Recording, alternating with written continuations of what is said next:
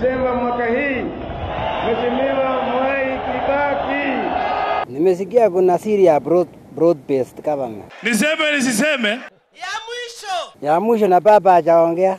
Juzi nilisikia kama Ruto alikuwa pande nasema tu mimi najua baba hata simama. Tafadhali msichokose yeye sana. I urge them to walk the talk. Political violence. This is serious business. Ndio barabara itoke Mandera, ikuje Ramo, ikuje Gari, ikuje hiyo ni bangi. Ipange ama anawania kiti cha urais. That they must deliver free, fair, verifiable and credible election. Tafuta nchi nyingine.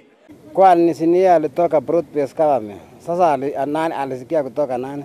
I have heard the CS Interior and other pretenders. Akisema aje? They will not allow political violence. Hata wewe kusema ukweli nani anataka violence? Wafungwe wasifungwe.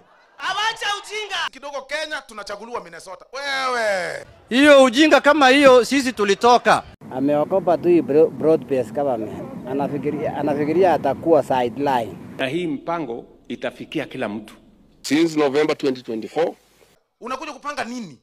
Asira mingi. Msikuwe na wasiwasi ati kuna mtu atakuja kutuongelesha Kiingereza hapa. Nipige filimbi mtoke kwa barabara. Mtatoka au mtatoka? Hiyo ni nini sasa maandamano? Bwana hii kiti si ya mtu, umeshindwa. Hatuko pamoja. Unaongea kama nani? ODM. Ndio unajaribu kuleta siasa ya 2027 ndani ya serikali. Hiyo mtihani ya 2027 mimi najua. Could not even convince 5 MPs wa kupigia kura. Tutoke draw. Ingalale ndru gomiji to serikali. Mange, anababa kanisa guru.